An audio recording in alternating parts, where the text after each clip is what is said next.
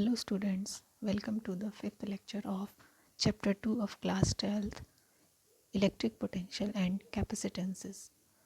In the previous 4 lectures, the first part, that is electric potential, has been over, and now the second part, capacitances. So first, what is capacitance? The electrical capacitance of a conductor is the measure of its ability to hold the electric charge. As we know, if a conductor is given a charge Q, it will be on its surface, and due to this charge, its potential will increase. So, if we increase this charge, then its potential will also be increased. If the amount of charge is increased, it means the potential of the conductor will be increased. So in this manner, the charge given to the conductor and its potential are in proportional manner. So Q is proportional to V. It means that Q is equal to CV. Here C is the capacitance of this conductor. The SI unit of this capacitance is farad. So how we will define the farad? From this formula, C is equal to Q upon V. So if Q is 1 coulomb and V, that is potential, is 1 volt, then we will say that the capacitance of the capacitor is 1 farad. Means if we are giving 1 coulomb charge to the conductor, and due to this 1 coulomb charge its potential is increased by 1 volt, then we will say that the capacitance of this capacitor is 1 farad.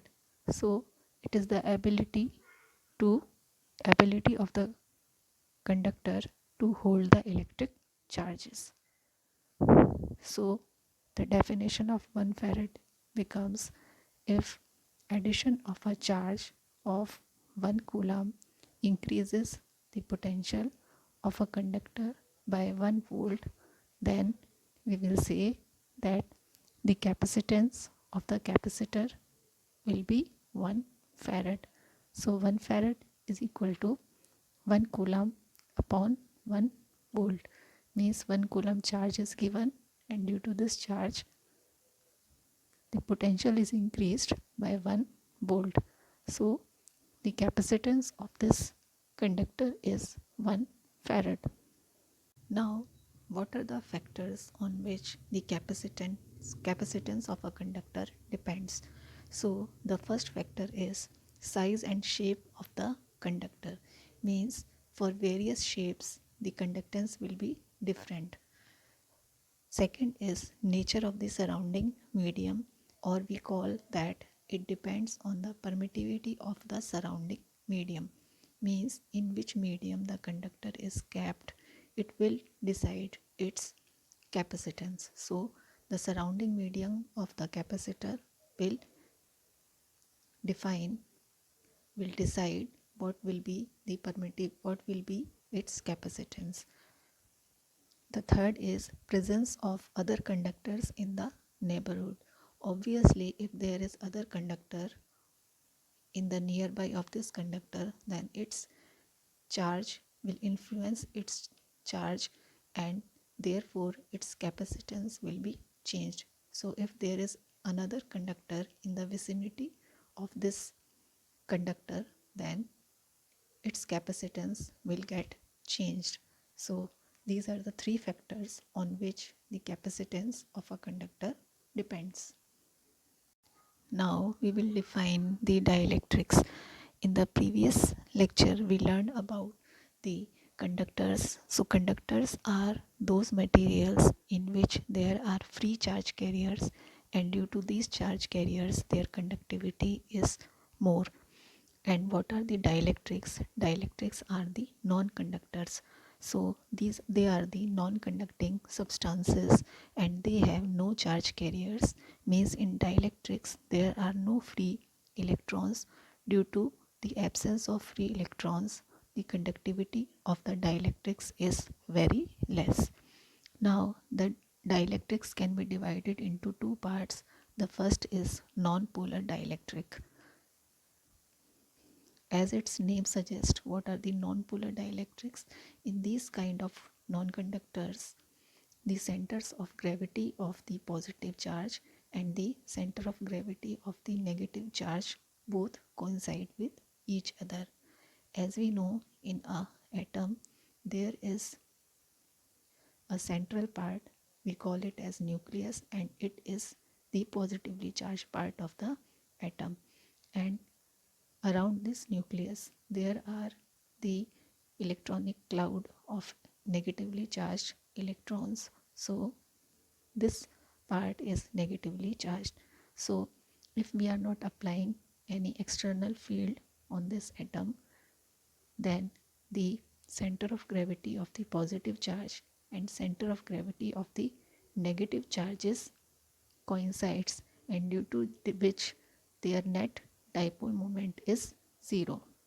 But if we apply an electric field on this atom, then what will happen? The center of gravity of positive charge and center of gravity of negative charges gets separated by a particular distance. So by the application of this electric field, their center of gravity has been separated. This phenomena is known as polarization. So what is polarization? Polarization is the stretching of the dielectric atoms due to the displacement of the positive and negative charges in the atoms due to the applied electric field. When we apply the electric field, the positive and negative charge carriers get positive and negative center of gravity of charges get separated, and this phenomena is called the polarization. The example of the non-polar dielectrics are hydrogen and carbon dioxide. So these molecules don't have the permanent dipole moment because in the absence of the electric field their dipole moment is 0. So the second dielectrics are the polar dielectrics. So in these dielectrics, the center of gravity of positive and negative charges do not coincide. Therefore, they possess a finite electric dipole moment. Means in these kind of dielectrics, even in the absence of the electric field, the center of gravity of positive and negative charges are always separated by a small distance. So they possess a permanent dipole moment.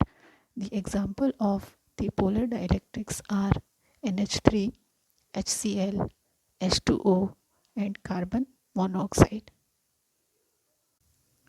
Now the polarization density or the polarization, and it is denoted by capital P. Let us suppose that there are two conducting plates which are kept at a distance small d, and one plate is having plus q charges and its surface charge density is plus sigma, and the second plate is having the negative charges minus q and its surface charge density is minus sigma, and in between these two plates there is a dielectric. Then due to this electric field which is due to these charges plus q and minus q, due to this electric field E naught, the molecules of the dielectric material will get polarized, and at this positive plate their negative part will be attracted, and at this negative plate their positive part will be attracted. So the inner parts of the plates will be induced by some charges, and this positive charge plate will be induced by minus qi charges, and this inner part of the negative charge plate will be induced by positive charges. So there will be a induced electric field will be developed, denoted by EP, because this electric field is developed due to the polarization of the electric field, and this field is opposite to the applied field E naught. So the resultant and reduced electric field will be equal to the net electric field E is equal to E naught minus EP. Now we will define the polarization density P. It is defined as the induced dipole moment developed per unit volume. So P will be equal to the induced dipole moment divided by volume of the dielectric. So in this case, as the charges induced on the surface of the inner surface of the conducting plates are minus qi and plus qi, so it will behave like a dipole and the separation between these charges is d. So the induced dipole moment will be equal to this charge qi multiplied by the distance d. So qi into d will be the induced dipole moment of the dielectric, and the volume of the slab will be equal to this distance d, and let area of the plate is A. So A into D will be the volume of the dielectric.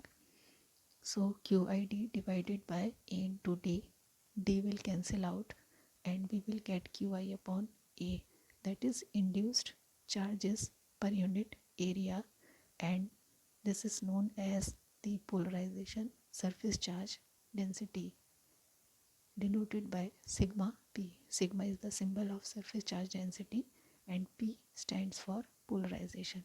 So it is the polarization surface charge density. Now from this equation we know that E is equal to E naught minus EP, and E naught we can write as sigma upon epsilon naught, because sigma is the surface charge density of these charges due to the electric field, minus EP is the electric field due to the polarization, and will be equal to sigma p upon epsilon naught. So we can write sigma minus sigma p upon epsilon naught, or in the other form E naught minus sigma p upon epsilon naught, and by this formula sigma p is equal to capital P, so it will be equal to E naught minus P upon epsilon naught. Now the electrical susceptibility, which is denoted by chi. Chi is the symbol of susceptibility, and for electric we are writing the subscript E. So chi E is the electrical susceptibility, and it is the tendency of a conductor due to which it can pass the electric field lines through it. So if a conductor is passing more electric lines, it means its electric susceptibility is high. As we know that polarization is directly proportional to the applied electric field, because if we are applying more electric field, then more molecules will get polarized, so polarization will be more. When we will remove this proportionality sign here, the proportionality constant will come chi e, and to balance the dimensions epsilon naught e, epsilon naught will also come. So this is the total proportionality constant. So P is equal to chi e epsilon naught e. From the previous formula, E is equal to E naught minus P upon epsilon naught. Here we will put this value of P. So E is equal to E naught minus chi E epsilon naught E upon epsilon naught. This value will cut. So E means the net electric field or the resultant electric field will be equal to E naught minus chi and capital E. If we want to calculate this E naught, then E naught is equal to E1 plus chi E. And what is the ratio of these two electric fields? Means the applied electric field and the resultant electric field E naught upon E is equal to 1 plus chi E, and this ratio gives the dielectric constant. So dielectric constant K is equal to 1 plus chi.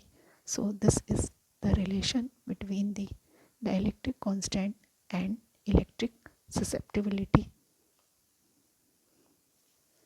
This is an important relation between K and chi.